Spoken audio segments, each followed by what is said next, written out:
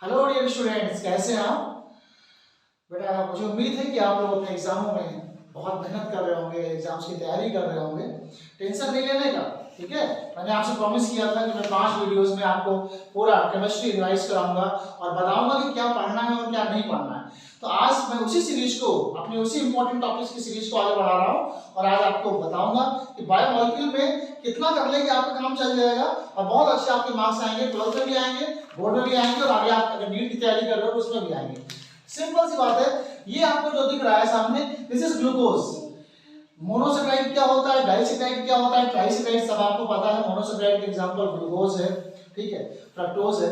Disaccharide का example आपका sucrose होगा, माल्टोज होगा, ठीक है। इसके अलावा ट्राइसेक्राइड का एग्जांपल आपका राइफिनोज होगा, ठीक है। इसके अलावा टेट्रासेक्राइड का एग्जांपल आपका स्टेकियोज होगा। सिंपल सी बात, मैंने आपको इंट्रो दे दिया। फिर ये है क्या? ग्लूकोज।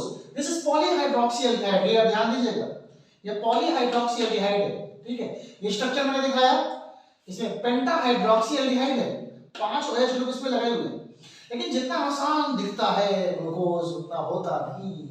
जो दिखता है वो होता नहीं बच्चों, और जो होता है वो दिखता है। इसमें बेसिकली इसमें साइक्लिक स्ट्रक्चर भी बनता है, हेमी एसिटल रिंग स्ट्रक्चर बनता है। कार्बन नंबर 1, देखिए कार्बन नंबर 1 और 5 के बीच में से एक साइक्लिक स्ट्रक्चर बनता है जिसको कि हेमी एसिटल स्ट्रक्चर कहा जाता है और उसको देने वाले फिशर साहब थे। फिशर साहब, देखिए ये हेमी एसिटल स्ट्रक्चर दिख रहा है आपको, ठीक है। This is hemiacetal structure. और ध्यान दीजिएगा, फर्स्ट कार्बन पर OH देखिए राइट साइड में है, तो इसको अल्फा डी ग्लूकोज कहा जाता है। क्या कहा जाता है?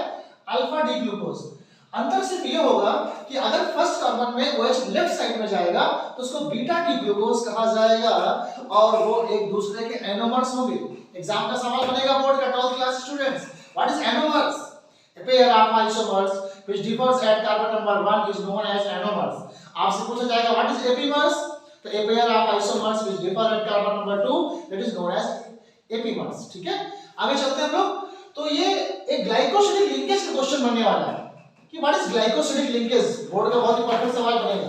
तो ग्लाइकोसिडिक लिंकेज में होता क्या है कि अगर दो ग्लूकोज की यूनिट या कोई भी दो मोनोसेक्राइड की यूनिट आपस में यूं रखी जाती है, तो अगर यहां से वाटर का मॉलिक्यूल हटा दिया जाए, देखिएगा बच्चों, वाटर का मॉलिक्यूल हटा दिया जाए, ठीक है, तो यहां पर ये किससे O बॉन्ड से जुड़ जाएगा।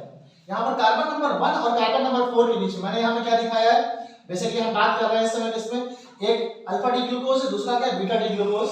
ग्लूकोज के दो मोनोसेक्राइड की यूनिट है और कार्बन नंबर 1 और 4 के बीच में से पानी निकाल दिया, तो यहां पर अब O बॉन्ड आ जाएगा, मतलब ईथर लिंकेज से जुड़ जाएगा, ऑक्साइड लिंकेज से जुड़ जाएगा, and this is known as glycosidic linkage.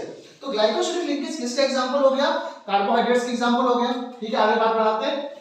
इसके बाद आपको मैं बताता हूं ये हेवार्ट स्ट्रक्चर है, हेवार्ट स्ट्रक्चर, ध्यान दीजिएगा, this is Haworth structure. Pyranose structure भी बोलते हैं इसको, this is also known as pyranose structure. ये पायरामोज स्ट्रक्चर पढ़ के आइएगा 12th क्लास, क्योंकि एग्जाम में हमेशा ऐसा होता है कि जो आप नहीं पढ़ते हो एग्जाम में आ जाता है। बहुत इंपॉर्टेंट टॉपिक बता रहा हूं, कुछ भी छूटेगा नहीं आपको, ठीक है। इतना कर लेंगे पायरामोज स्ट्रक्चर, फिर आगे बढ़ते हैं। फिर ग्लूकोज की नेम रिएक्शंस, नेम रिएक्शंस का मतलब कि ग्लूकोज की रेड फास्फोरस HI के साथ करा दीजिए, क्या बनेगा, देखिएगा ग्लूकोज है, रेड फास्फोरस HI से कराया तो ये बना नॉर्मल हेक्सेन। क्वेश्चन पूछा जाएगा वो कौन सी रिएक्शन है जो ये प्रूव करती है कि ग्लूकोज में 6 कार्बन एटम होते हैं, तो इस रिएक्शन को बोलेंगे, ठीक है। वो कौन सी रिएक्शन है जो ये प्रूव करती है कि ग्लूकोज में एल्डिहाइड ग्रुप होता है, तो वहां पे टॉलेंस रीजन वाली, ये टॉलेंस रीजन है। अमोनिकल सिल्वर नाइट्रेट सॉल्यूशन को टॉलेंस रीजन कहा जाता है और ये ग्लूकोनिक एसिड में कन्वर्ट होगा। फिर इसमें क्या आएगा, सिल्वर ग्रेड टेस्ट आएगा। ये क्या, फेरिक रीजन, इसमें क्या आएगा, साथ में Cu2 बनेगा, मतलब क्यूप्रस ऑक्साइड बनेगा, रेड कलर का PPT बनेगा। लेकिन अगर कंसंट्रेट नाइट्रिक एसिड से रिएक्ट करेंगे तो सैकरिक एसिड बनेगा। ये इंपॉर्टेंट सवाल बनने वाला है आपके लिए, ठीक है। इसके बाद ये बहुत इंपॉर्टेंट बनेगा एसाइलेशन, ग्लूकोज का एसाइलेशन। बेटा ग्लूकोज में 5 OH ग्रुप होते हैं, 5 OH ग्रुप। इस बात को कौन प्रूव करता है? इस बात को प्रूव करता है एसिटाइलेशन, जिसको एसाइलेशन कहते हैं। अगर 5 CH3COCl के साथ या 5 मॉलिक्यूल स्टिक एनहाइड्राइड के साथ रिएक्शन कर दिया जाए तो पांचों OH जहां पर हैं वहां पर OCOCH3 आ जाएगा, मतलब ये ग्लूकोज पेंटा एसिटेट बन जाएगा, ठीक है। तो ये प्रूव कर रहे 5 OH ग्रुप इसमें पाए जाते हैं। फिर सुनिएगा, न्यूक्लियोफिलिक एडिशन रिएक्शन ग्लूकोज में, ग्लूकोज की रिएक्शन HCN के साथ की गई, बना ग्लूकोज साइनोहाइड्रेट। इतने में से जो 4-5 मैंने आपसे रिएक्शन लिखी हैं, यहां से बेटा ग्लूकोज का आपका रिएक्शन का टॉपिक कवर हो जाएगा। ठीक है, आगे बढ़ते हैं। ग्लूकोज के बाद आपको सीधे चलना है प्रोटीन के पास। प्रोटीन में अमीनो एसिड को पढ़ के जाएंगे। अमीनो एसिड में आपको बहुत इंपॉर्टेंट चीज बताने जा रहा हूं। अमीनो एसिड्स में एसेंशियल अमीनो एसिड, ध्यान दीजिएगा, essential amino acid total 10 essential amino acid होते हैं। एसेंशियल अमीनो एसिड वो होते हैं जो हमारी बॉडी में नहीं बनते, जिनको हम डाइट से या फूड से या सप्लीमेंट के थ्रू पे लेते हैं। ठीक है, अब इन 10 एसेंशियल अमीनो एसिड के नाम आपको पता होने चाहिए।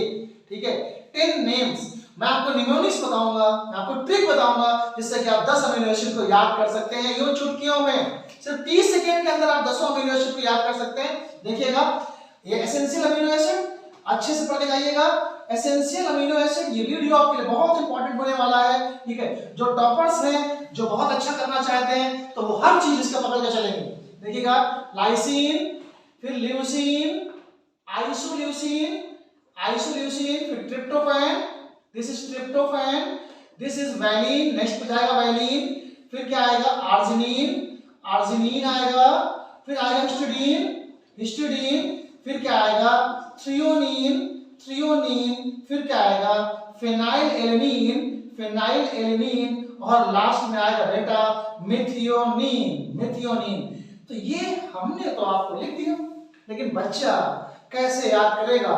ठीक है, अभी नहीं तो कभी नहीं। ध्यान दीजिएगा, इस एक एक पॉइंट को समझिएगा।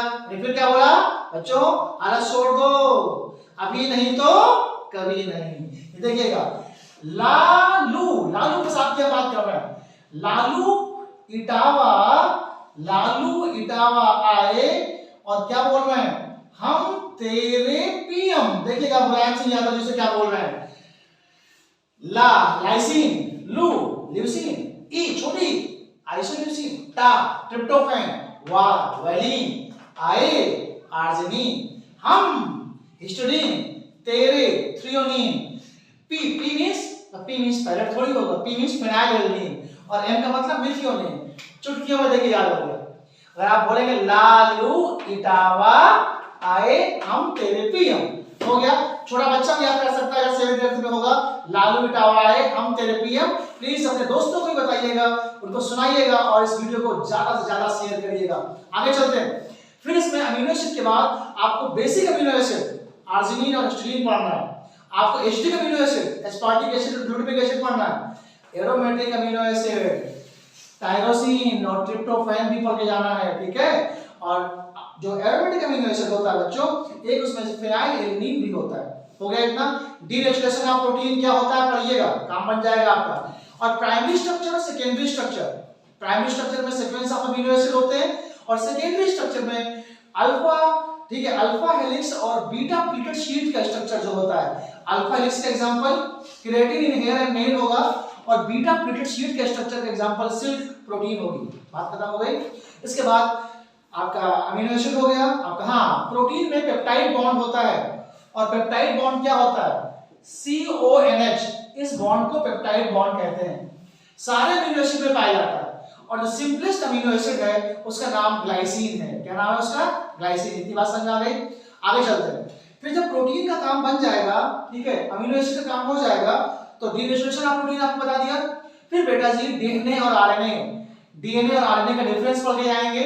ज्यादा बात नहीं करूंगा, सबको पता है सबको कि डीएनए और आरएनए में डिफरेंस क्या होता है। आसान टॉपिक है। डीएनए में थायमिन बेस, आरएनए में यूरेसिल बेस होता है। डीएनए में डीऑक्सीराइबोज शुगर, आरएनए में राइबोज शुगर होती है। ठीक है, थोड़ा कर लेंगे, काम बन जाएगा। न्यूक्लियोसाइड न्यूक्लियोटाइड क्या होते हैं थोड़ा सा पढ़ लीजिएगा, क्योंकि 5-10 मिनट की वीडियो में सब कुछ नहीं कवर हो सकता, बस आपको बताया जा सकता है जल्दी जल्दी कहां से क्या करना है क्या नहीं करना। ओके, फिर इसके बाद आपको विटामिन की डिफिशियंसी से जो डिजीज हो जाती है उसको पढ़ के जाना। विटामिन ए, उसी कमी से क्या हो जाता है?